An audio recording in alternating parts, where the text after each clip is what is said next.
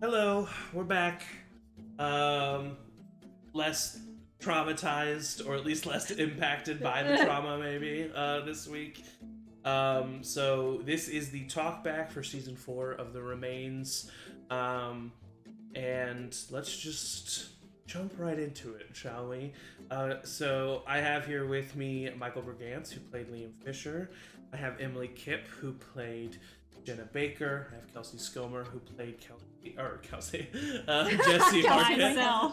And Angie Forshee, who played Morgan Donaldson.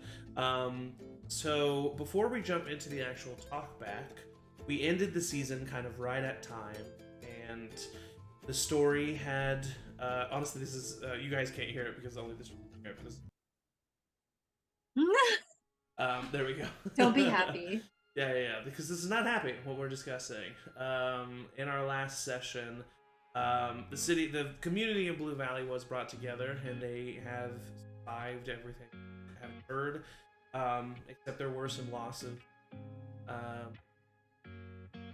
Theo Saunders being probably the main one, just because of his connection to current PCs, and then obviously Maggie Williams, a big major character in season 1.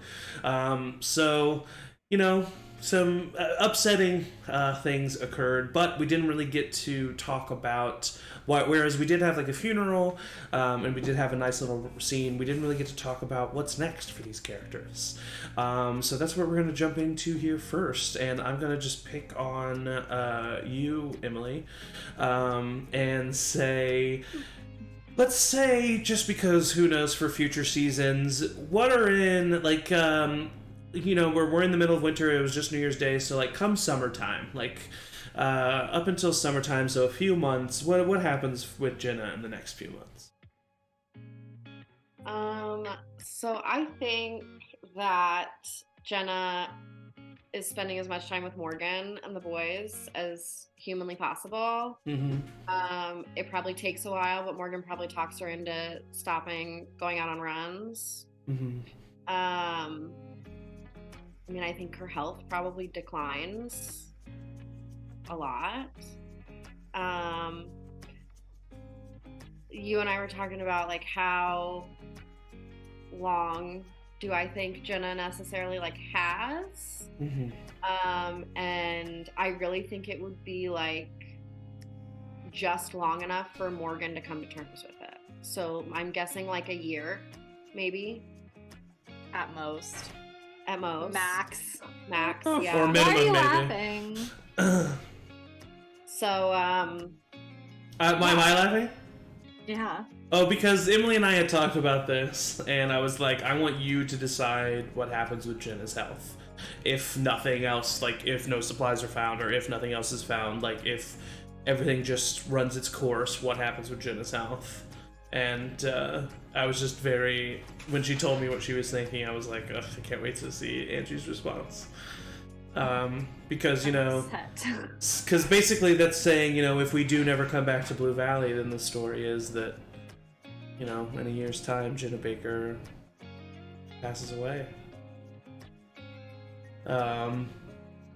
So I guess we gotta say Morgan, after everything that has happened with Theo, and after recently finding out that the love of your life has this sickness, almost losing her, almost losing each other, coming back to each other. You hear this about over the next few months, Jenna's health declining. So all of that informing your brain, what's the next few months like for Morgan? I literally, the only thing I wrote down for this is that as soon as, like, the funeral vibes dissipate, or, like, a long enough time has gone by where, like, we respect those who have passed, and we, like, kind of rebuild the wall and all of that. Literally, like, who did I write down? I wrote Wes, Derek, Tori, the boys, and Jenna's mom. I gather them up, we go fucking stand at our little favorite spot on the lake where we had the little picnic with the boys, and I fucking marry her ass. Yeah. And, like, I meant what I said when I said I'm not wasting any more time. Yeah. So like how and then with your permission, Emily, I did say that we probably would have asked Zachariah Williams-Gavin to officiate if he would be so kind to do that. I also we didn't get to this, but I told Zach that the night before the big fight, Jenna stayed up making like out of like dried grass, like twining together a ring for Morgan. Shut the fuck up. Yeah, she told me that. She did tell me that. Well, I am never playing the remainder of I've peaked. This is as happy as any fictional character of mine will ever be. Yeah, gladly would accept that. Absolutely would. But yeah, I think to echo Emily's after that little ceremony, just getting as much out of life together as we can. I think that Morgan, how dare you know me as Morgan, but like would be like, absolutely, like, let's do this, maybe you shouldn't go out on runs, let's spend time together, I'll stop going out on runs, let's build like our home, let's do this, so that like to just kind of not push it off, but like give Jenna the best at the end as well. So let's say, we don't ever come back to Blue Valley, time just continues on peacefully. How does Morgan handle the end? The end of Jenna? Yeah. Like, are we talking... It's not Bill and Frank here? Gonna happen. Like, that's not... Oh, no. Yeah, no. She's got kids. She's got the boys. And like, I don't know. It was very interesting to explore the relationship with Wes in this, too, because it felt like how Wes should have been to Morgan. And there was more of an openness. And I think that, like, he would be very present in that for sure. He would definitely be there for friend her. Way. And I think that they would comfortably co-parent Theo and Frankie together. But I think that but how would Morgan personally and internally continue on? Yeah, you think so? Just completely done. She would be not like done with life, but I know, but isn't looking. Yeah, she isn't looking again. She isn't. She's making Blue Valley. Like, all of her energy is gonna go. She becomes Mae into Blue Valley. Essentially, she may end up becoming like, maybe once Theo and Frankie are a little bit older, she like will probably run for the council. She'll probably like try to better, especially which is like the empowerment that she's been feeling. Yeah. Well, and that's only if we never come back, so, but it's good to know. Okay, well, we have so much to talk about tonight, so we'll keep going. We're gonna come back to all of this, I'm sure. But Michael, what's next for Liam? What do you think in these next few months come summertime? I think the very first thing is, we mentioned in the finale that Derek and I think Jesse went to go talk to the Dawn. Yeah. After all this happened. I think Liam requested through Derek that he get their stuff back. Yeah. Because Liam really still wants. Yeah, well, I think I said that at the end of the session, is that you do get your stuff. Back. You get all your stuff. Oh, I must have. Yeah, that's something that. Yeah. So yeah, that was like his first priority. For sure. I think. And I almost thought, like, should I make them roll for like what has been taken by other people? But I was like, nah, fuck it, I'll just give them their stuff back. Liam would not have stopped looking. No, I know he wouldn't have. Which we can get into later. So what exactly was still in that bag that didn't get revealed? Exactly. We will. Yeah. I think he is really cautious about things with Rafi. It's very new and confusing for him because he's just never had that basis for anything. He didn't know that was a possibility for him at all. And so I think there's a lot of, he takes it very slowly, and I think he tells Rafi that this needs to be something that is done extremely slowly. Like, hand-holding is something that's hard for him, let alone anything else that would come along with being in a relationship. So I think that's something that they're going to have to work on together, as just communicating it. I still think Liam has moments of freaking out and not being comfortable, and yeah, I mean, hopefully, sorry, go ahead. no, and just like hoping that, I think that because they have that as like established relationship, that Rafi would understand that it's nothing against him. It's the trauma that Liam has gone through. You know, he literally only grew up in a very tiny house with his parents and his 4 sisters, and that was it. And never spent any time long enough anywhere else to learn really much more than that. No. Definitely. And I would say, you know, Rafi, like, of course, would not take it personally at all. And I think also, you know, even with the best intentions, things are tough. So I feel like, you know, if we're being completely honest, it would be tough, and there would be rough moments for the two of them, where where Rafi just really didn't understand why Liam couldn't connect, and Liam didn't understand why Rafi didn't understand, and you know, and I'm sure that there were tough moments, but I like to think that Rafi's a very good communicator, and I like to think that he is able to kind of bring that out in Liam as well, and that they're able to truly like talk about what's going on. I was gonna say, I think Rafi's really instrumental in getting Liam to actually verbalize feelings, which was something he was not allowed to do before. Yeah. That was something that was totally shut off. As the only boy raised by a hardcore gun-toting libertarian doomsday prepper guy, that like feelings weren't allowed for him especially. Oh yeah. So that's something that it's going to take a lot of time. For sure. Beyond that, I think in the immediate aftermath of the finale, I think Rafi, if Rafi will accept this, will help take care of the Williams-Gavin's kids. Oh yeah, sure. While they deal with everything that just happened to them, because that's just something I think that they are the ones that got the kids from the school while Zach was dealing with Maggie's passing. Totally. And then finally, on a much more lighthearted note,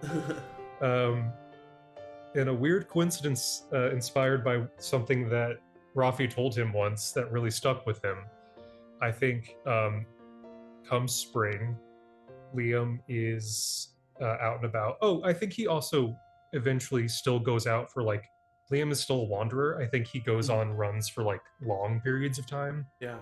And comes back.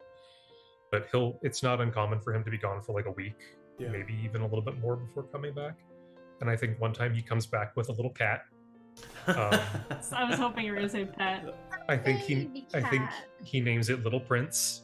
Oh. And he asks, come on.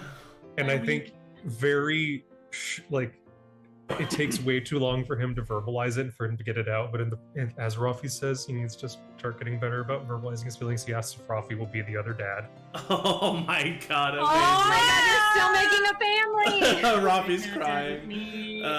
Rafi's crying. Yeah, no, I mean he would for sure fucking love that, and he is such he would. Rafi loves animals too, as just Liam's favorite thing is animals. Yeah. Yeah, that horse loving wasn't so random. Yeah. I love you. I love you. I love you. I love you. I love you. The best part of the whole season, honestly. So yeah, I think that's pretty much Liam's. I think that's kind of where he is in a few months. Once again, Liam Michael's character has a really traumatic to somewhat happy. There's a light at the end of the tunnel for Michael's character. I love it. One of them. Yeah, for one of them. Yeah. Speaking of, we will come back to Michael maybe. But Kelsey, before that, poor Jessie. Where's she at? What's going on with her? She's not doing great, probably. I really do like the idea that she goes with Derek to negotiate, and I think that she takes a pretty forward role with that transition. There's something so there's just something so poignant in that. There's something really powerful in that. Yeah, everything that she saw and couldn't help with before because she was either too young or too scared. And now she's like, I can give back and I can help these people like I wasn't helped for so long. So I think she takes a really prominent role in that. I think she obviously stays really close with Theo Jr., the boys. I think I do feel, and I don't know, Angie, I feel like her relationship with Morgan's not ever the same. No. I think it's really devastating to me, but I think that and it kind of ties into this thing that I was thinking about ever since, like, from the moment we signed off to now, she has this calling in her gut to go to Atlanta. Like, I think from the moment she tells Theo that they're going together. Oh, I'm gonna cry right now. And then he dies. It's like this pilgrimage in her mind. So I think eventually she goes. Yeah. And I honestly think she waits a while to make sure that everybody's okay. She's more distant, but she's watching and paying attention, and she wants to be there for Morgan to watch the boys in Jenna's state, and probably waits until like maybe a year or two go by and then she leaves. But I think at some point she has to go, and she takes that book with her, the Shakespeare book. Yes. And I think she goes alone, honestly. And I think she tries to make it to Atlanta. And it's like a pilgrimage with the ghost of... Yeah, it's like her and Pollock and like the ghost of Theo. Honestly, I feel like they go together. Yeah. Man, that's just fucking heartbreaking. So sad. Wow, that sucks. But yeah, I don't think she's ever the same after that. Yeah, I mean, it was a traumatic death for sure. Like, this is why, like, why I always say, like, and we can get into stuff like this more later, but this is why I always say, like, I am so much more of a narrative story focused person, because as the DM, mechanically, did I know that Jesse could have taken it, of course.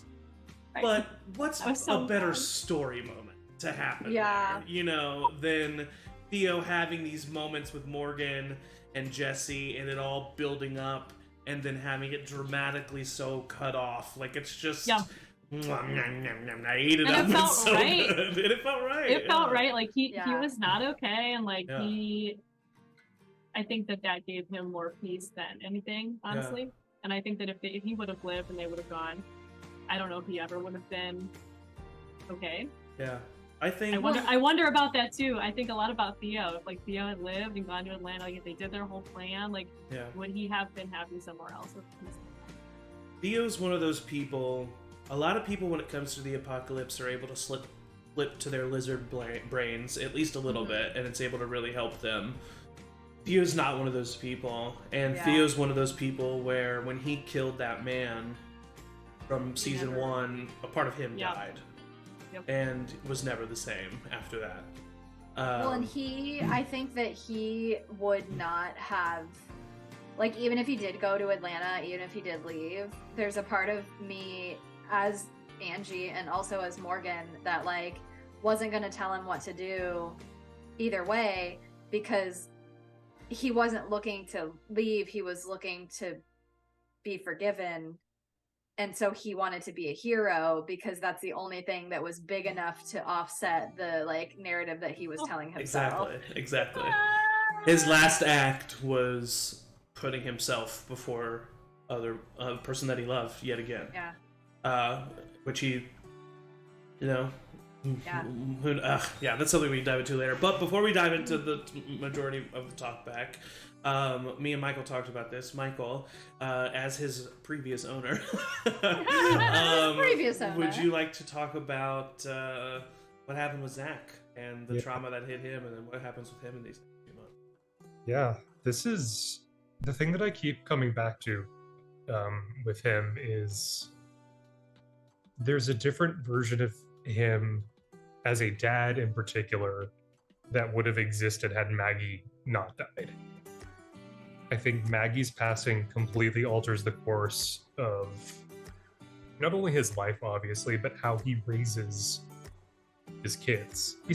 He loves them unconditionally. He's always going to be incredibly supportive and caring, and he's not a harsh parent at all. He's extremely loving of his kids. They are his entire world. But he is a lot firmer, I think, with rules. I think he's becomes almost, in a way, almost agoraphobic with the outside world. I think he's really does not want to go out on runs anymore. I think he definitely does not want any of his kids doing it ever, which is kind of impossible, especially in this community where it is the entire thing is we all participate, we all go do this.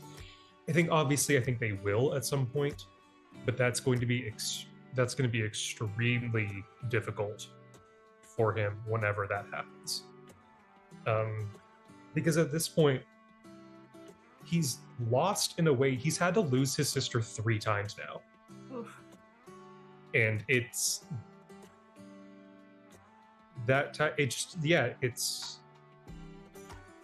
this last time really broke him in that way.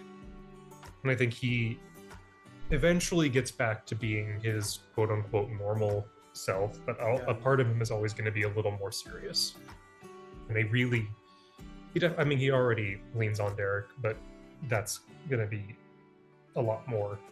For sure. I think there's a lot of nights where, not to include like just like a needlessly sad detail, but I think the dynamic between Derek and Zach changes for the first time in their relationship. I completely agree.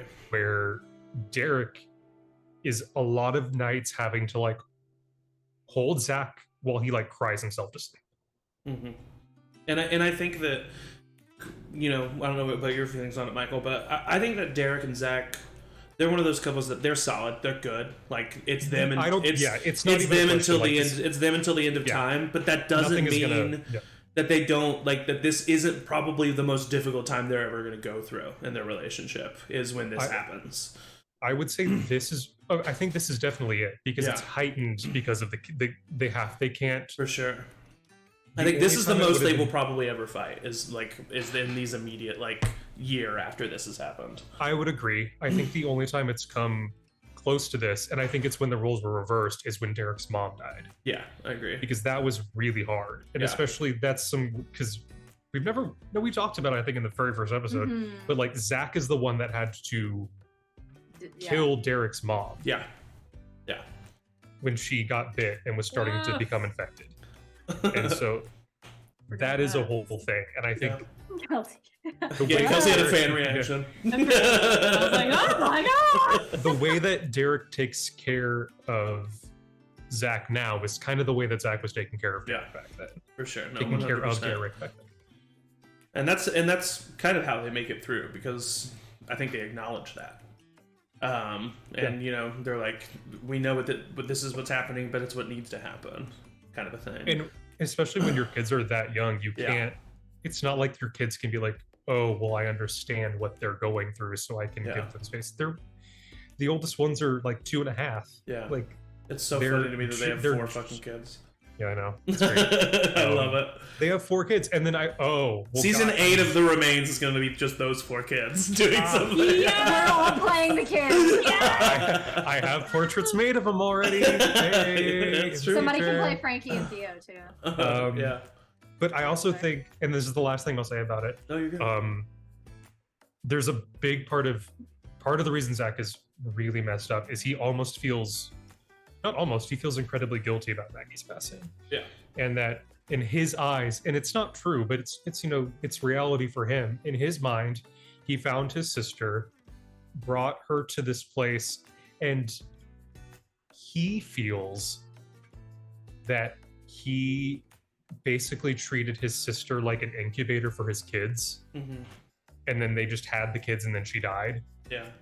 And then that really messes him up. Yeah, if he feels like he used his sister to have children. And that's really her ghost would slap him in the face. That's the thing, it's not true. Shut up. And well, of course they're twins and they looked incredibly alike. Mm-hmm. I think that Billy, his son Billy, is the one that is the blonde. Yeah. Or will be when he starts getting hair.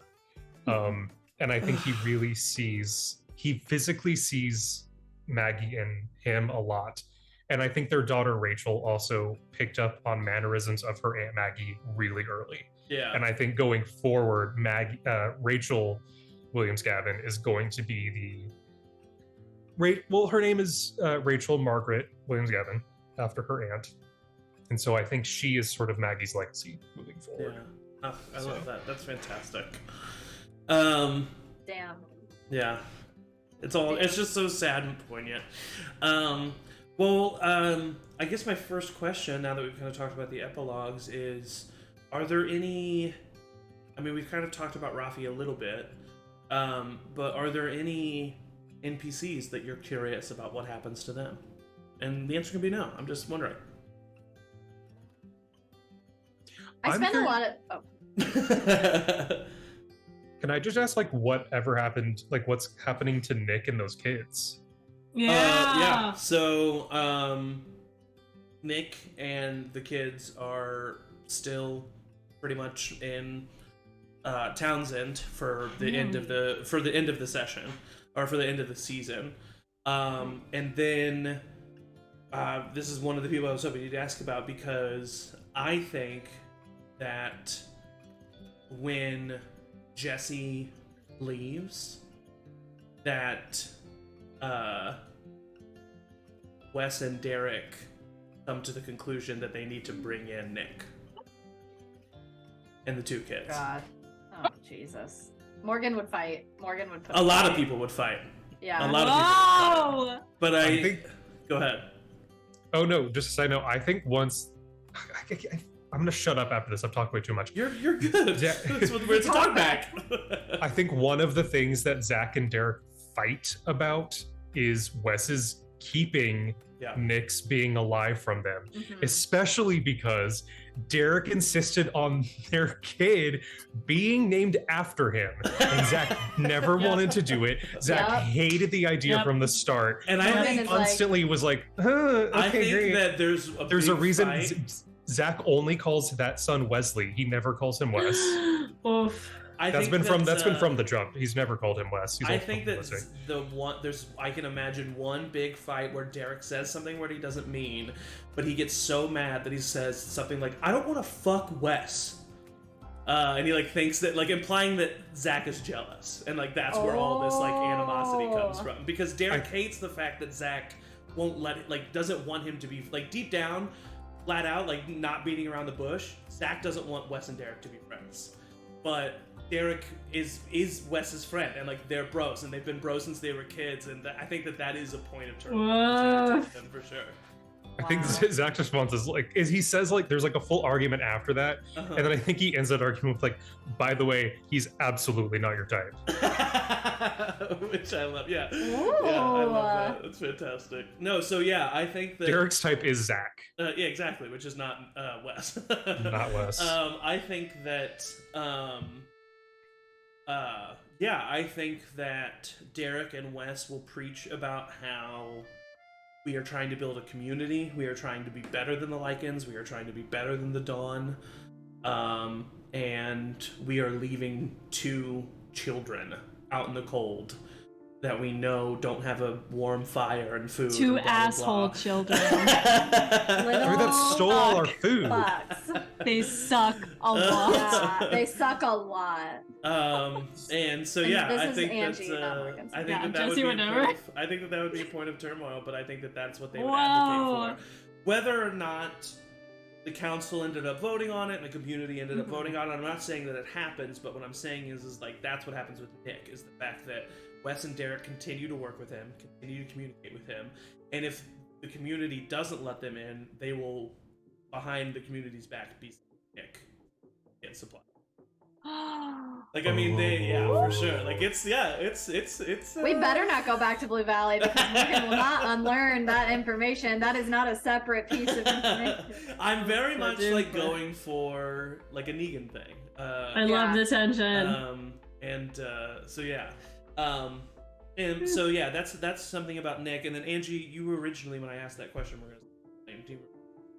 Yeah, I just spent a lot of time in season 1 as Morgan being very fixated on the presence of Vicky, and we didn't see her really. So we she didn't was see not a her. prominent character in season We 2. heard that she was like on another part of the wall. We heard that she was like somewhere in the community, but like what Well, happened? I think I mentioned this either. Is she sad about Jenna? I was gonna say. Is she mad that she like? What's up? I think that Vicky, and I think I mentioned this either in the first episode or maybe just like in a chat with you guys, or I don't know. I feel like I've mentioned this at some point, but after the events of season 1, Vicky felt to blame for a lot of the stuff that happened at Blue Valley because Vicky was the head of security. And I think that, you know, even though he doesn't mean to, Zach doesn't help in making her feel that way. You know, I feel like there's probably some, like, you know, like I said, like Zach in his brain is just like saying obvious facts and like not like, but like, wow, way to read Michael the person.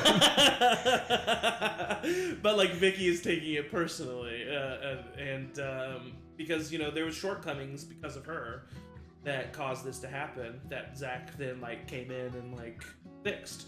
And so I think that made her really distance herself, and so I think she became a runner, and I think like what Liam does became a runner that like leaves a lot.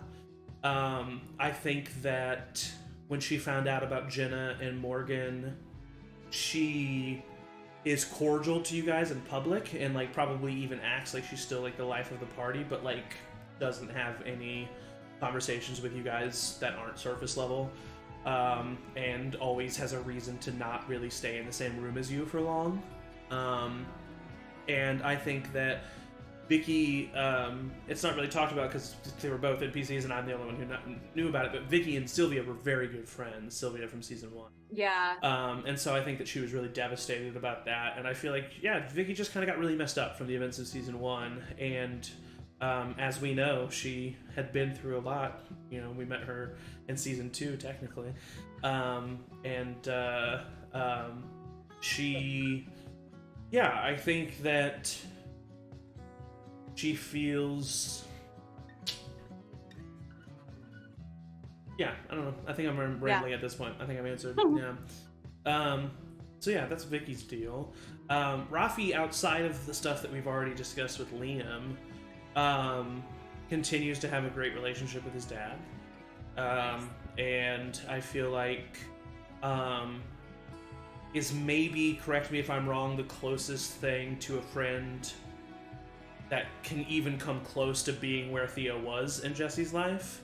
I think he really tries to like be there for Jesse, and like and knows he'll never be the same. You know, there's the age difference, and there's also the fact that like, you know, they just had something different. But I think that the trip, like Jesse like being so kind to Rafi and like having those conversations with him, I think really opened him up to the fact that Jessie was the type of person that she was, and I think that he would talk to her because Jesse is called out something in Rafi that he thought was a deep dark secret, and so now all of a sudden feels like he can talk to her about anything. And so I feel like he would just like, whenever he had a problem with Liam, I feel like he would go to Jesse. I love that. And I was just thinking that. Yeah, and would just be so like, why isn't funny. he blah blah blah, and then Jesse would be like, well, Why won't he kiss me yet? Yeah, and Jesse would have to be like, well, you have to think about, you know, think like, about it from his perspective. Yeah, I love so that. I feel like that's kind of where Rafi would be. I feel like Derek ages a lot after the events of this. I feel like everything that is going on with Zach, everything that's going on with Wes. Oh yeah. I feel like, you know, he's torn in so many directions. He thought, you know, being the father of 4 kids while also being the head of this community would be easy, and it's obviously not. And I feel like he feels guilty that he doesn't spend enough time with Zach, and I feel like he feels guilty no, baby. No. Yeah, and so I think that he just I think that Derek really ages a lot and gets stressed out. But Derek is a always been a positive guy, and I think that he stays that way. And because that's the side of him that is friends with Wes, because him and Wes are they're the same. Wes and him are just they're two himbos. Like, they're just two like happy dudes, and just happy to be happy. And I think that they really connect in that way. And speaking of, Wes he really tries to be there for Jenna, or for Morgan, after learning about everything about Jenna. Mm-hmm. Not as much as he would be should Jenna pass, but I feel like even before that is still trying to be there, and I feel like he feels like the best way to do that is to really encourage the kids' love of Jenna, and I feel like Morgan would see that, and like he knows that Morgan would see that and love that, and like know that that is him supporting everything that's happening. Go ahead. Yeah. On that note, because of the fact that everybody was keeping secrets from Morgan at the beginning, which season. I promise I did. That was not my intention. It just happened. But then I had the one secret that was like nothing to do with anything, and it kind of like we didn't really talk too much about it. But like he also is becoming a dad again. Yeah. Yeah. And so like I think another part of the like aftermath of the whatever happens with Morgan and Jenna, like Morgan now technically has like, it's not her child obviously, and it's no, not, like, but whatever, it's but such it's a like it's her son's brother or sister, exactly. Like, and so I think she would try really hard to like integrate Kara into the family, and like probably try like, I don't want to say fill the absence of Jenna, because like I said, that she'd be done, but like they might strike a friendship up for sure. Yeah, just to have that energy in her life still. Wes is I mean, it's like he may even feel guilty to admit it, but everything aside, Wes is having the life that he always wanted to have. It's like, not that he doesn't love his kids and doesn't love Morgan still in some way, but this is what he wants. He's someone who loves him. Yeah, this is what he wants. He wants someone who's starts a family with him, and wants to be in that family. And I think that he's in a good place. Wes is, honestly. So, any other NPCs that you want to know about? Me. Emily, yeah. Okay, this is kind of a specific question, but like, was Theo trying to come out to me and I just like really blew it? Was Theo trying to come out to you? Yeah. No, he was not. No? No. What? So what was the conversation when he was like, well, when did you know that you... Mm-hmm. What was that conversation that I totally blew and didn't let him say whatever he was going to say? He was implying a love for Jesse. And I think what was going on there, though, and what would have been discovered should that continue, is what was at the basis of his main complaint, which is that he felt so alone. Yeah. And he felt such a love for Jesse, and he didn't know, and what he was trying to ask is this romantic love? Like, is this what I should be pursuing? It's not that he necessarily actively wanted to. Not that, once again, he loved Jesse. Yeah. But I don't think he had a romantic love for her, but he wondered if he should, kind of a thing. And I know. And it also came out of an act, it also came out of a bit of desperation, because he did feel so alone, and he was just so desperate. I mean, he was so desperate for love in the first season that he was with Chris, and Chris was a horrible guy. Yeah. And he did nothing but see the epitome of a successful gay man relationship between Derek and Zach, and I think that crushed him a bit. Seeing that, and I think seeing Liam and Raffi start to like kind of do something, it broke him a bit, and I think that he wasn't willing to deal with that, and so that's where that conversation kind of was like, the way that I'm feeling, is that the way that you feel about Morgan? Because it doesn't feel like it is, but maybe it is. Kind of the thing. Yeah, he wasn't in love with Jesse, but he was dealing with the fact of could he be? Could he be? Yeah. Was Jesse in love with? Oh. I was gonna. No, I have that? questions. I have questions for all. I wrote down questions for all of you. Let's just come on, open forum. Let's just do it. Well, wait, Emily had one more. Oh, yeah. I just wanted to know about Tori. Oh, what about Tori? Just what happens with them? What they do. I actually think that and I'm honestly just saying this right now. I didn't think about this, but I think that maybe on those long runs, Liam's main companion could be Tori. I feel like the two of them could get they're both quiet people. They're both they were both raised in a horrible circumstance.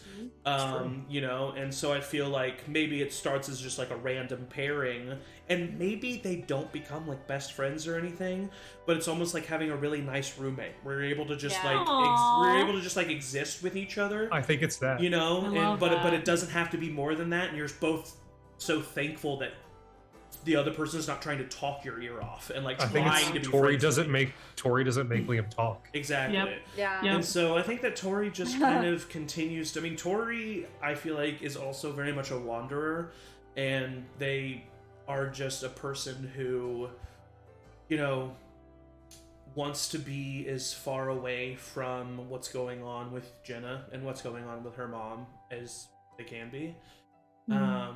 And you know, I feel like deals with a lot of, you know, it instead of finding unhealthy ways to like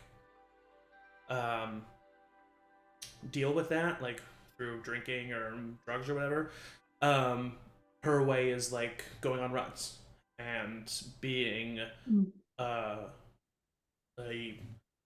quote unquote warrior, you know, for the community of Blue Valley. And I would think that's where I would view Tori. And once if we don't ever come back to Blue Valley and time just continues, Jenna's mom would probably die before Jenna.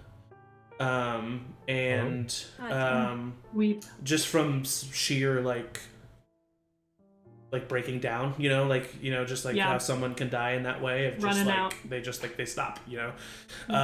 And I think then once Jenna died, Tori would leave for sure. Tori would leave, and maybe go visit Jesse and Elena, and would just like try to find and would just like look for reasons to go to places, and would just kind of wander. I feel like that's where I would see them going. Good return question for Jesse. How did Jesse feel about Theo? I feel like I know, but that's so hard. Yeah, I mean, I think that it was like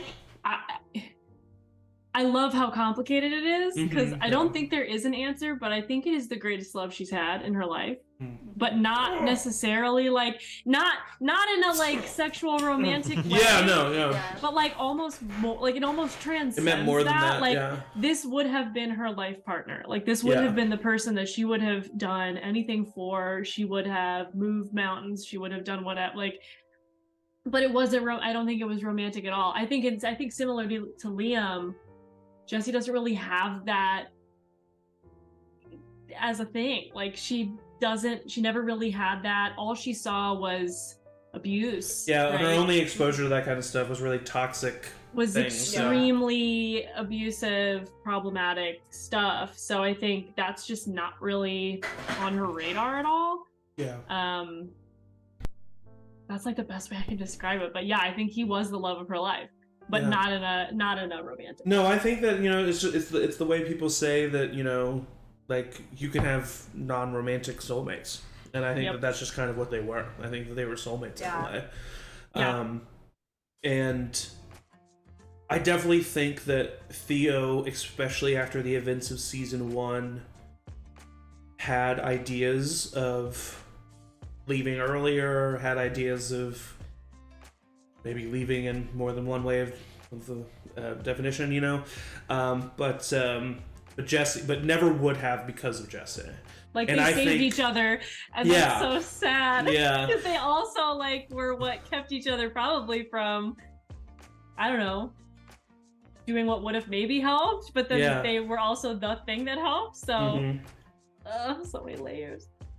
Yeah. Well, it's weird in this world that is, like, so much more open, like, because there's no real measure of relationship success. Like, we're not watching movies, we're not inundated with media, we're not inundated with other people's, like, experiences, so there is kind of that freedom of, like, expression of, like, how do you really love someone beyond just purely a romantic sense. And I think that's, like, in this game, all of us, I kind of think, in any relationships we've engaged with in a game setting, I feel like that's kind of the vibe that has gone through each time, is like, well, it's like it's not like romantic, but like it's more than that. It's more than that. And because, like, this world dictates that you have to, like, in order to love someone, it is beyond romance. Yeah. Yeah, I see what you're saying. Yeah. And I love that. Care for them. Yeah. You have to keep them alive. There's nothing casual. Yeah. Yeah. Yeah. Good way to put it. I'm writing that down. Like, it doesn't matter how, like, it can be that fast, and yet it has to be that big of a deal. Because otherwise, why are you doing it? It's a waste of your time. Yeah, I mean, gosh, man, Theo and Jesse's relationship is so devastating to me. It hurts me really bad.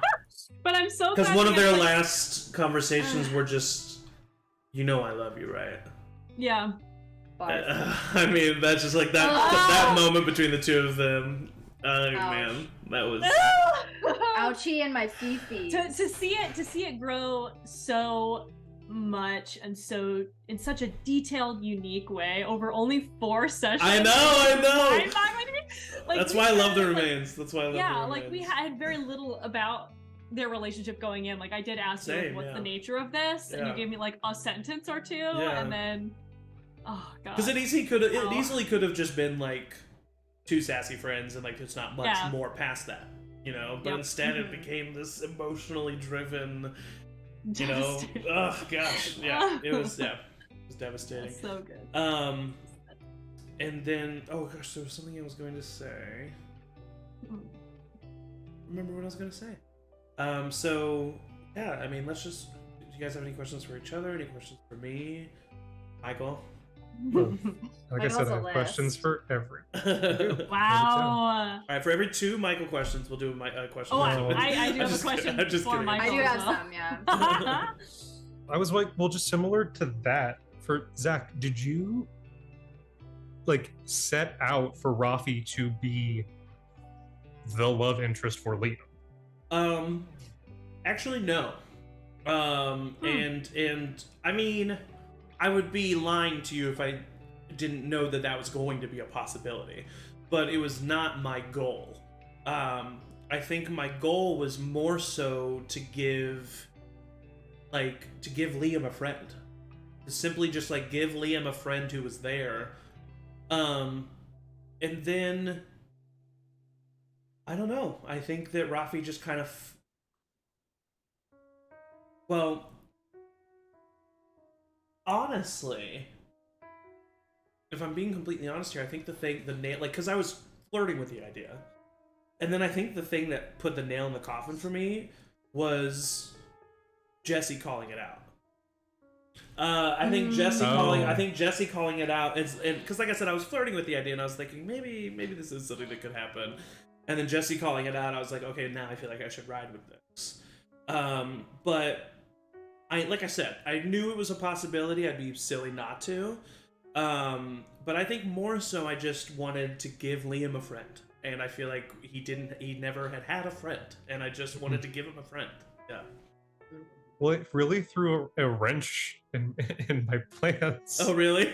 Well, because, so, just to get, like, a kind of brief, like, the impetus for Liam as a character was born out of, after season 1, while I was so happy with it, and I love playing Zach so much, I felt, and I think I mentioned this in the talkback of season 1, that as amazing and as much as amazing, lovely scene partner and fake husband as Zach is, I felt like I didn't get a lot of chances to interact with like Angie and Emily throughout the season. And so Zach was God, I'm getting them twisted in my brain. Liam was literally created as a character that would have no prior NPC relationships to force other player character relationships. That's why he literally I created a character that had absolutely no attachments at all going into this, and made sure, like in my backstory of like, no, every single one of his family members is dead, and he watched his dad die. It's not a Nick situation where he like. I mean, to be fair though, we die. shot Nick in the eye. Like we shot. No, not like, the well, eye. Jenna. You shot him in the head. It could have. It just. But after that happened, I don't know. It was a headshot. But after that, I was like, But after that, I had to make sure. It was the ghost face at the end of Scream. You have to make sure that he's dead. Well, I apologize. So I didn't mean to like throw you off or anything. No, Rafi ended up being the best thing ever, and that's my favorite guy. But you didn't not have relationships with other player characters. Like, I feel like you and I got a lot of time. Well, that's what I'm saying. Like with Liam, it ended like I still was able to get that in there, but it was, Oh, no, I wanted Liam and Jesse to be friends. Me too. I think it was less your fault this time. Not your fault, but like, I think it was more so just the fact that Morgan and Jenna were incredibly close, and then we found this really strong relationship between Theo and Jesse.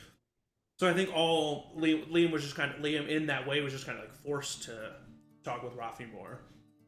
Not complaining. I think there was one of my favorite moments happened off screen when Angie wrote in the chat like, "Why is Zach so good at flirting with Michael?" Well, because I will say, because of why Zach.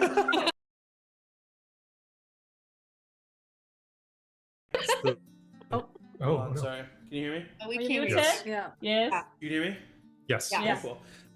It's just because I just I watch the way that Angie talks to my fiance, and so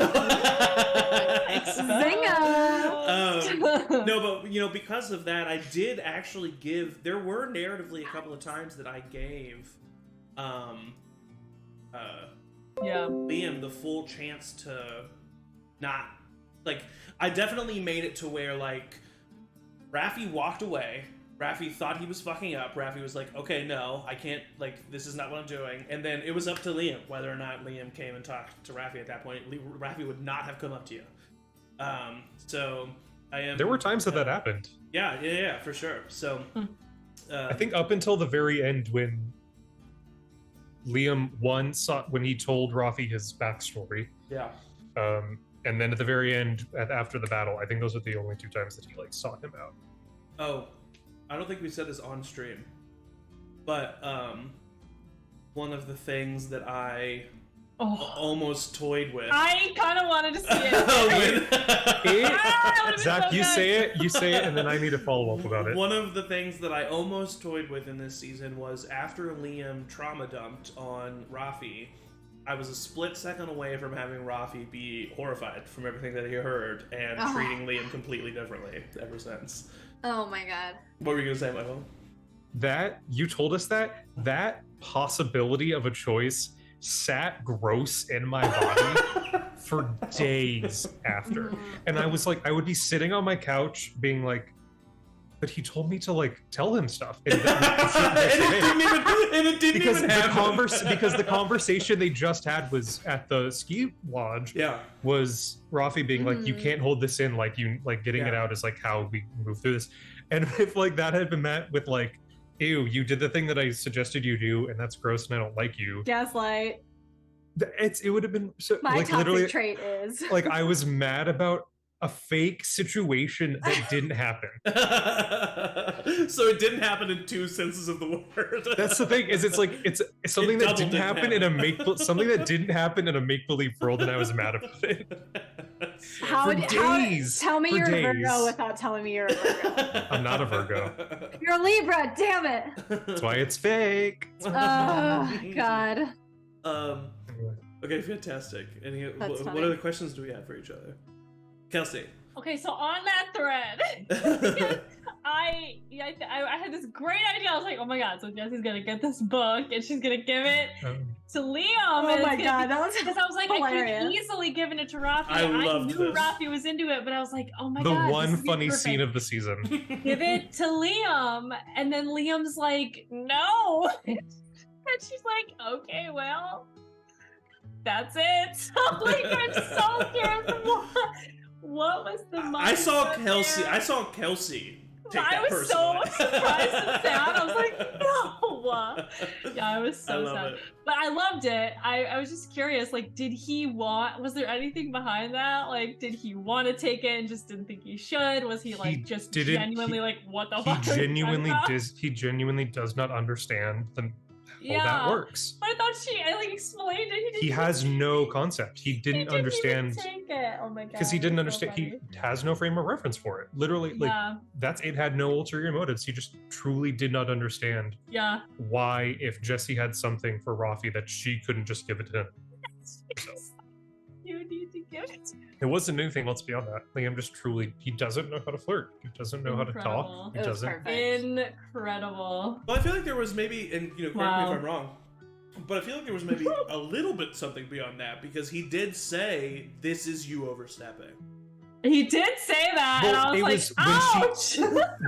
It was only came after, I think, like... She did say it first. She was like, am I overstepping, or something like that. He asked for clarification about, because, like, she was kind of being coy about it, and then she was, like, way more direct, and then she was like, you like him, Rafi, yeah, she was like, yeah, I think it was that, and then that's when he was like, oh, now I see what you're trying to get me to do. Yeah. And then you still said that!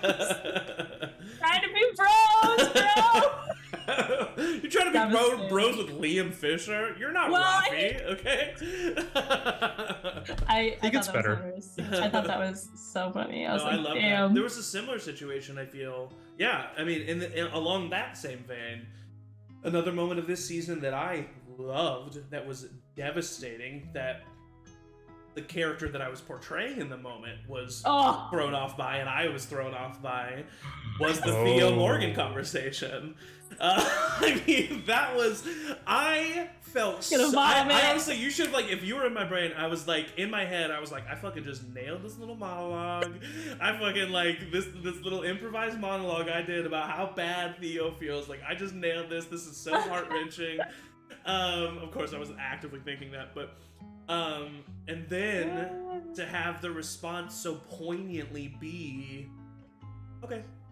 It was just like, so talk about what you thought in that moment. Wow. Yeah. That was a very interesting moment, because as you were doing that, I was gearing up with like all of these responses, and like I was like, oh yeah, I'm gonna like negate this, and I'm gonna argue this, and I'm gonna like bring this up, and like blah blah blah. And then I was like, that was like season 1 Morgan. Yeah. Season 1 Morgan would have like fought to the death to get Theo to stay. And then if Theo stayed, she never would have been satisfied that Theo was staying because he wanted to. Yeah. Like, she would have always felt that she forced it, or that like he was staying for her, and all of this. And so like, it was partially like, it felt like a growth thing. Yeah. It felt like just like a character choice to be like, what's the easiest way to deal with this? For sure. But then it also like kind of, I mean, you all know this, but like I previously to this moment was in a time in my life with like work stuff that I was getting a lot of emotional noise from like a lot of people, and I was having to navigate that and deal with it. And there's like a part of you that just is like, how much energy can I spend before like there's no result? Yeah. And so for Morgan, like in that moment, that kind of just clicked in, and I was like, he's already made the decision. Yeah. He already knows. He's already just told me why he's gonna do this. And I've got to think about Jenna. I've got to think about my children. I can't remember. I think that was after the thing with Liam in the hall. Yeah, it was. Like, I gotta think about his well-being. I gotta think about I gotta think about all these people. I don't have time to use all of that on just this one person who's already made up his mind. Yeah. And so that kind of is where that came from. And like, I think there was a little bit of a hope where if I gave him that space to know that I was like either okay with it or that it just wasn't like, I wasn't going to take that away from him if that's what he decided. Yeah. That maybe he would come to a conclusion or there would be some like absolution in that. I think I made it worse, honestly. But but like, yeah, it was just a you can't argue with someone. You can't like stop a cart that's careening downhill with your bare hands. Yeah. Like, well, and this is where like I just love it. I love communication, and I love how much of a tool it can be, but how much of a bomb it can be if it's like goes off at the wrong place at the wrong time. And I feel like at the core of what happened in that conversation was that Morgan and Theo had two different definitions of what that conversation was. Yeah. Morgan took what Theo was saying at face value, which was, I want to leave, I feel bad, and I know that you're going to be mad about it. And Morgan reacted the way that Morgan felt like she should react, which was what Theo needed, which was like, whatever, man, like, I'm not making this decision for you. Yeah. But Theo thought the conversation, yes, he was talking about leaving, but really, what did he spend most of his time talking about? That conversation for Theo was, I feel so bad. And I don't feel good about everything that happened, and I feel like I'm dying, and I need my big sister to tell me that everything's okay. And she didn't. And then I feel like that's what was so devastating for Theo, is that he wasn't looking for her permission, he was just looking for her... He was looking for her forgiveness. But like Morgan thought, and like Morgan even said, if he doesn't know that I've forgiven him now, me telling him is not gonna... Well, you know what I mean? What I like, Jesse, yeah, exactly. Yeah, because Morgan had forgiven him. Morgan had forgiven him in season 1. And there's never, so in those moments, and we've all had friends that think that you're like mad at them. Yeah. But really they're mad at themselves. Yeah. Or like if there's like some sort of altercation or there's some sort of disconnection, even with like partners or friends or family, like it is so clear sometimes to the other person when you're projecting. Yeah. And like in that moment, Morgan was so clear that Theo was like, which he was. That's all he was. And doing. He was, and he felt that, but it wasn't up to Morgan to fix that. It was up to him, and I think she knew that. But I think that is something that she learned in the last year. For sure. Well, and I think that's like, I think that Morgan's way of handling it was a very valid way of handling it. I think that Theo did need that in a way, and the phrase tough love has been used in a bunch of situations where it shouldn't be, and where it's like, no, that's just, you're being an asshole. But in this was genuinely tough love. This was genuinely, I'm doing this because it is honestly better for you if I handle it this way. And that's, it's the much more higher stakes version of the parent grabbing their kid's hand forcefully before they do something bad. It's like, or letting them do it. It's like, this sucks, I don't want to do this, but you need this to happen. And it's like just the much higher stakes version of that. And then to be stormed in by Jesse and be like, what are you thinking? Love that. I mean, I did not expect that at all, and I fucking loved it. I didn't either. So it's like, you know what? I feel like Kelsey and I have had 2 of those conversations now where I've completely just like thrown you off, where you like come to me and you're like mad, and then I'm just like, let me just redirect. I'm like, and I'm just like, you did it. On that note, so Angie, like, what exactly was it that like you think Morgan is so different from this season?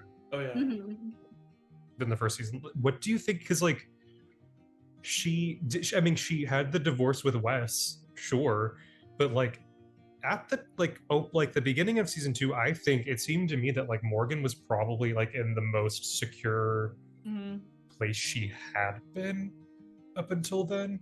It's like, what was it that made her become the person that like told Liam to mind his business and like did all of this stuff through the season?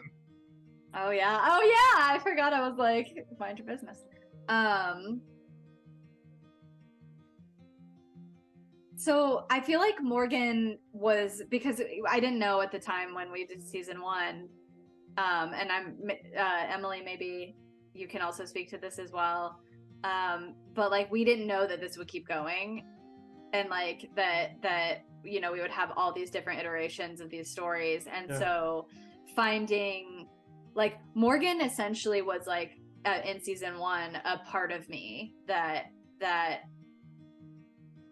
I wanted to kind of experiment with like an opposite kind of trope in an apocalypse. Like you have your Ellies and your Joels and your Tesses and like these hardened survivors. But I was like, if there's an opportunity to be in like a home, like to my core, I'm a freaking like homemaker. You're cottagecore. I'm cottagecore, yeah. Like I have my book ready with my cat on my bed that I'm gonna go read after this is over, and like I have my little space and I have my little things and like blah blah blah. And so that kind of like formulated Morgan in terms of like if there's an opportunity to like create a new world, she's gonna be in, like she's opted in at the beginning and she's gonna be doing that.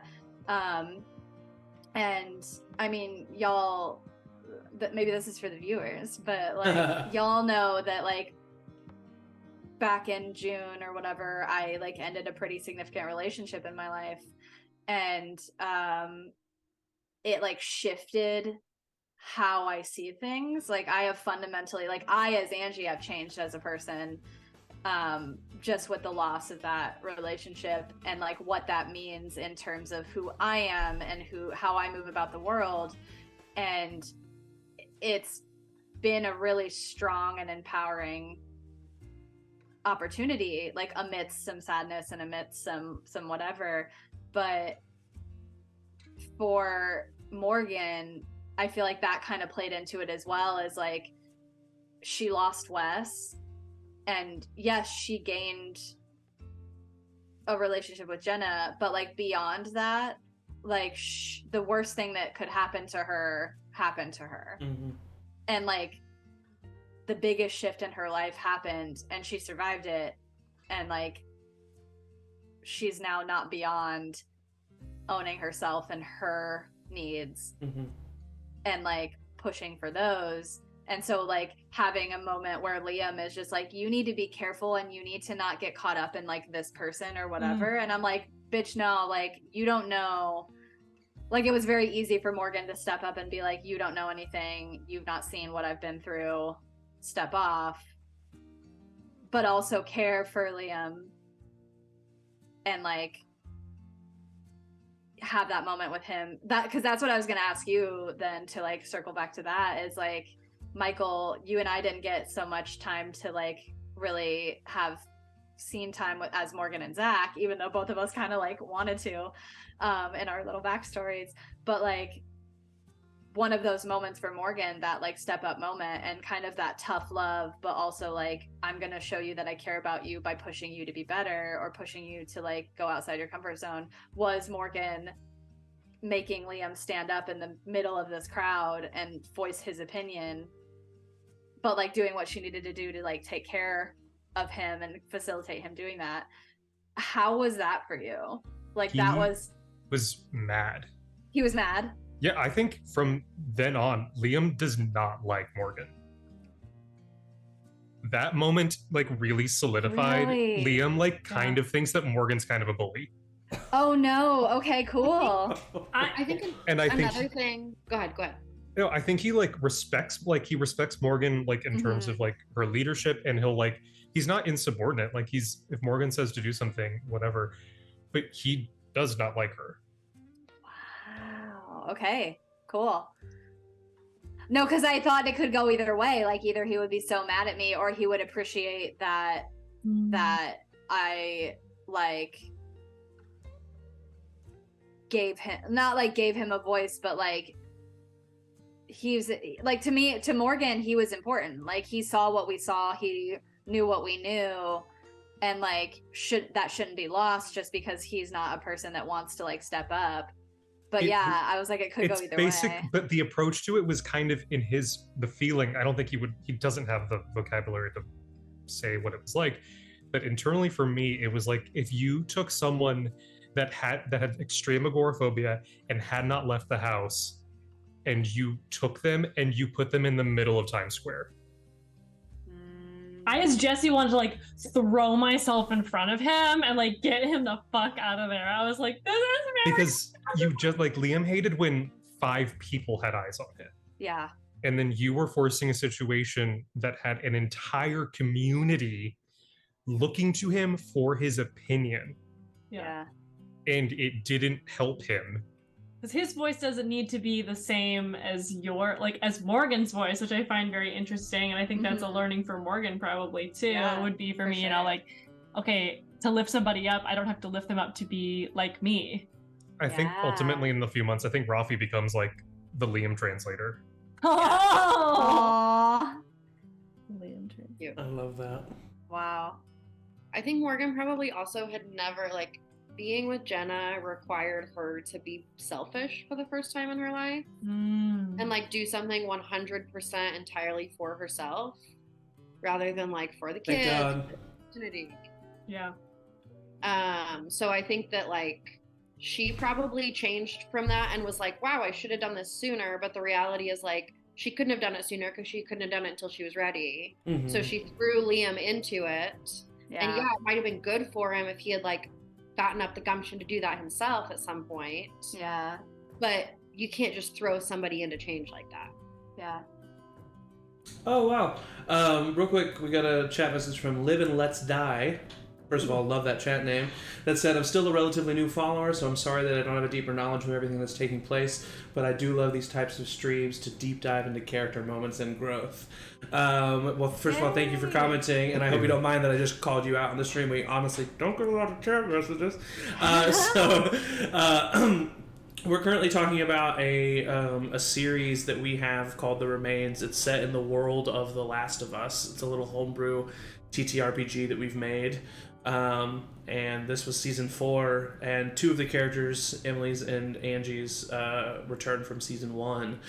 And yeah, that's one of the whole reasons why I built The Remains, because I knew the world The Last of Us was so is congruent the word I'm looking for? Conducive. Thank you. Mm. So conducive to character moments and growth, and like in a story that was intense and had moments like that. So that's the whole reason why I wanted to create The Remains. So that's our favorite part too. We love diving into stuff like that. It's The Remains. It's this series, The Remains, that had us start talkbacks in general, so that we could like go into stuff like this. So basically alleviate the stress. Yeah, for sure. With each other. That was. I don't know if any. Oh, sorry, Emily. You. I don't know if anyone else has felt like this. Maybe it was. I think maybe it was honestly just playing the saddest person in the 4 episodes. This was the hardest season. Yeah, I agree. Like way more than season 1. Like well, I think also like the finale was both characters that I created and their love interests almost dying for hours, and I was just like, you can see if you go back and watch the stream, I wear my emotions on my face. You can see that I'm very stressed. But this was a really hard season. Yeah. Like, I don't know if that's kind of like just my. It's like, did anyone else be like wrap this up and be like, that was hard. This was a hard season to get through. I think what made it easier for me in a weird way is that I knew the whole like Jenna has cancer thing before we started. That's another question for you. And so I sort of I dealt like mentally with like what that was going to mean before we ever started session 1. Yeah. So I was like really mentally prepared for anything, really. Yeah. I want to know more about that. Yeah. I also, I was going to ask you the same thing. And real quick, Let's Die said that they would love to know more about our players, the characters, the world, and more. Whereas we might not dive into all of that just right now, you can definitely, we have all of the remains on Twitch here. We also have it on YouTube. But as a quick overview, we are Charmed Persons. We stream tabletop role-playing games. Most times, every Sunday consistently, and then often on Mondays and Wednesdays as well. The Remains, like I said, it's this TTRPG that we've started in the world of The Last of Us. In season 1, Michael, Emily, and Angie were all characters. Kelsey actually didn't play in The Remains until the most recent season 3.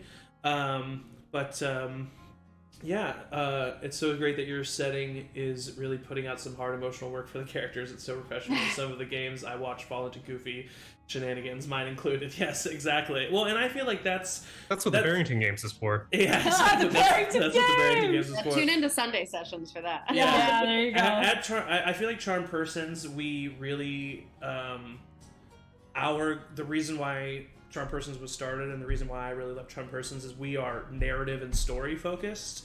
We love these games, and we love the fact that it being a game adds fate to it, and it also adds it adds something spicy to it.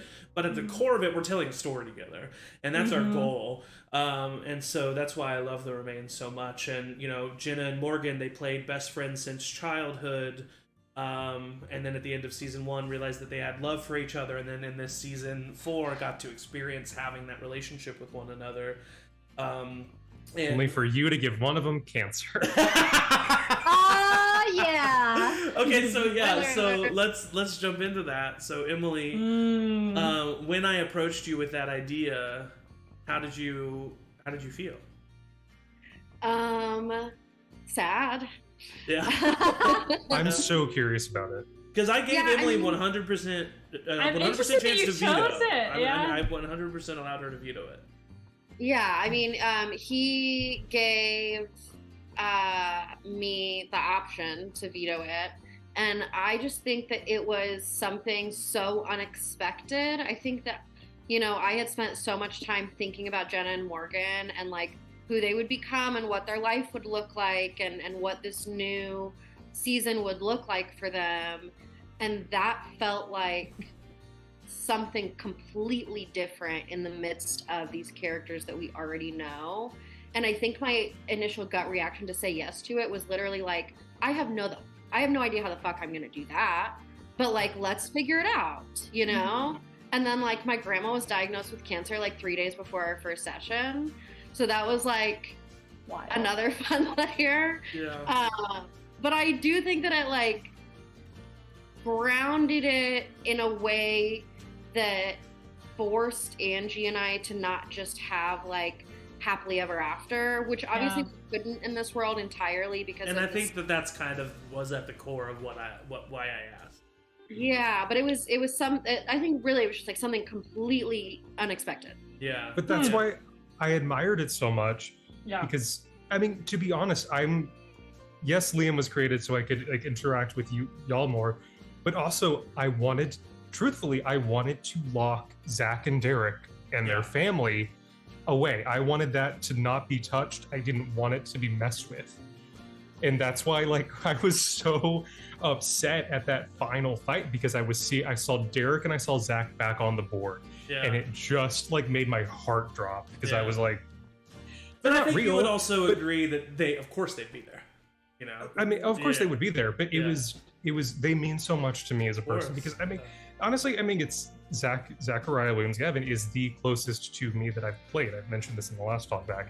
And this is a character that Michael played in the first season. The character, I had to play different characters from season 1 to season 4. And season 1 was, honestly, it's much like a lot of what I do with tabletop RPGs. The Barrington Games this past week is just dumb wish fulfillment. Yeah. And that's what Zach and Derek were for me. And so I really like I said, I want them to have the honestly unrealistic life of a happy couple with a bunch of kids. Yeah. And I still found a way to throw a wrench into it. Are fine. They won't die, but the sister. I love this. I love this idea of being willing to go there because like the longest D&D game that I ever played that I recently stepped away from was like, God, 3 years. I was playing the same character, and it was like every week, and it was insane, right? But like, it was understood at a certain point that like the important NPCs wouldn't be touched, or that there was no stakes. So it's really unique and very special, and I love it about this setting is that nothing is precious, right? And that makes the story better. It's like when you roll, like, don't lie about your roll, right? If it's bad, lean into it. That's the story that we're telling, and that's the beauty of TTRPGs in general, I think, and being comfortable with failure and like leaning into failure, especially in a world where like failure is so not accepted as a thing. Like, we just can't accept it. I want to be perfect. That's the magic of it. Thank you for saying that, because that's exactly what I wanted in the Remains. I love it. And that's exactly why I also roll my dice and roll 20 right in front of you. Because it's like, whatever happens. I mean, I've never been on the edge of my seat like that before, ever. When I'm waiting and you're like, if it's a 6, and I'm like, it could fucking be a 6. But the entire time I was weirdly, when Zach rolled the 6, there were 2 times where, like, in the same session where Liam was going to die. Yeah. There was the once where Zach didn't remember. There was the first time where he was going to get shot and Zach couldn't remember like what he had to add to it. Yeah. And I was kind of the bonus action one. The bonus action came in, he rolled a 6, and I had 6 hit points left. And I was kind of at peace with Liam dying. I actually was, from the moment I made him, I was like, if he dies, I'll be really sad, but I'm more at peace with it. I just kept my mind kept going to the kids, the Williams Gavin's kids, because the last thing I wanted was for them to lose. Their aunt was already dead. Yeah. And then they would have lost both their dads. Like, that's... I don't think I would have been that cruel. I don't think I would have taken both. You won't kill the kids, but you'll kill everybody that cares for the kids. Well, it's funny. Live and Let's Die said, when they talked about giving Jenna cancer, they said, what kind of harsh god are you, Zach? Well, it's literally a running joke that I kill kids. But it's because, and they also said, I agree with Kelsey, failing a role cannot character defining them constantly competing. And that's the reason I kill kids. And what I mean by that is I feel like we discover so much in those traumatic moments, and we discover so much in those moments where it fails, and that's why I love the series of The Last of Us so much. Because, I mean, obviously there's a bunch of stuff that happens that I can name in part 1, but specifically in part 2, the most devastating, unexpected thing happens right at the very beginning, and then you're left to deal with it. And trudge through it slowly, and and it hurts, real bad. and I feel like that's why I wanted the Remains to be that way. I wanted the Remains to feel like at any moment this person who you thought was untouchable is taken away from you, or with the roles being shown right there, it's like fate has it as it has it. So it's like there's unforeseen variables that we can't always see. And there's going to be times where we fall victim to those. I know that we're kind of past. We did the epilogue too. Yeah, we did the epilogue. Meant to be overtime. Just as we're starting to wrap up, things that stuck out to you, things that if we haven't touched on them already, just I don't know, anything you want to say or anything you want to ask as we start to wrap. Oh God, I'm just super grateful to be here. I'll throw that out. I know I'm not a normal part of the cast, but to be able to do 2 seasons back to back has been awesome, and I love working with people and playing with people who trust and are trustable.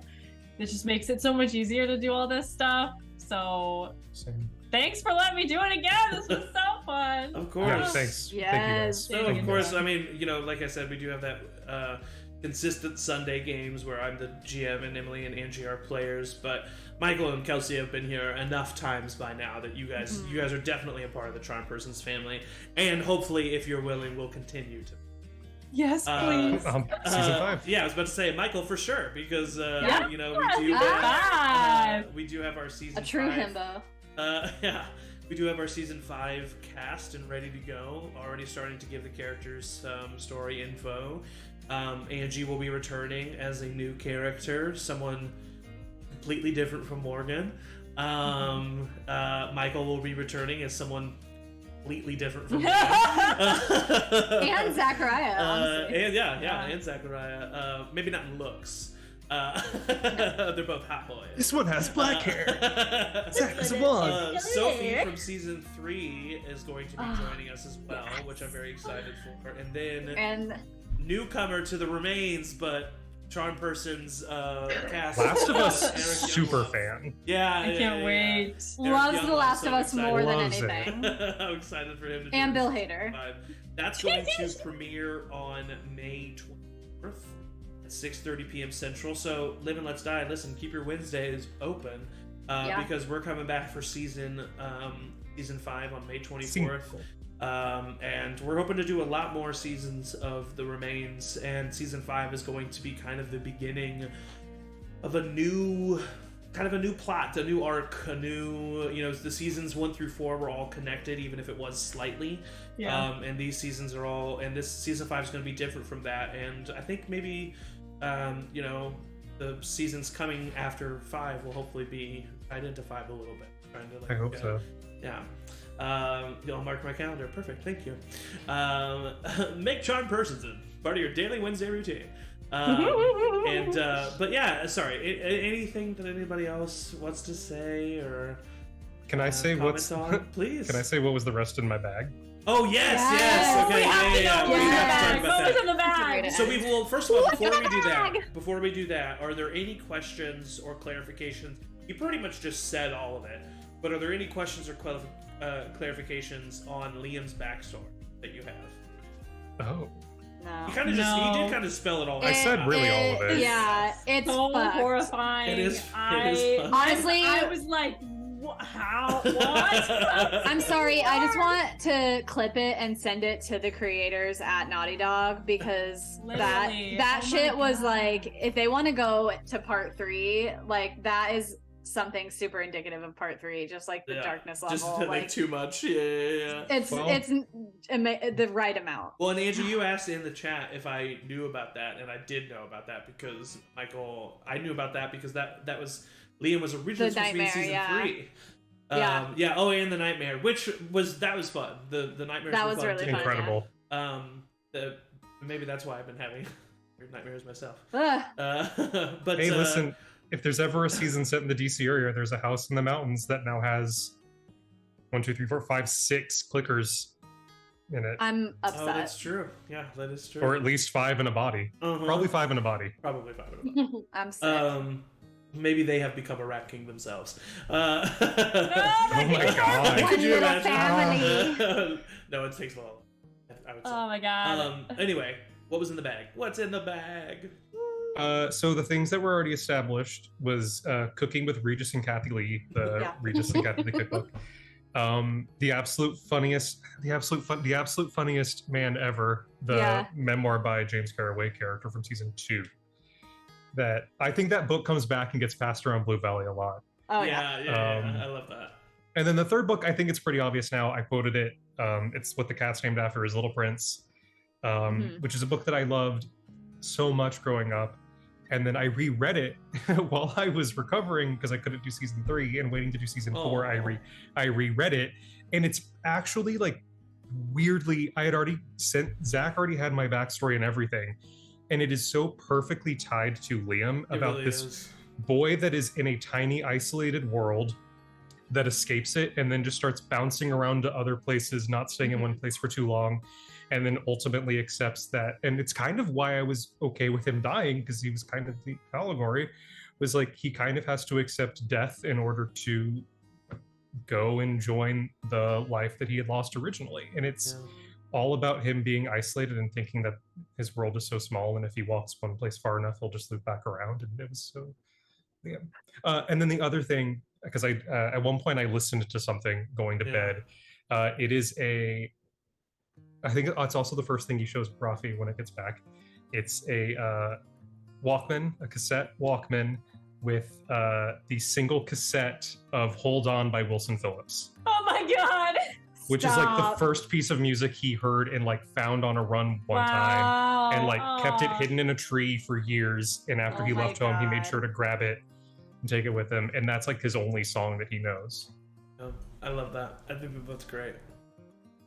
Wow. I don't think that there's really any other secrets that have not been revealed.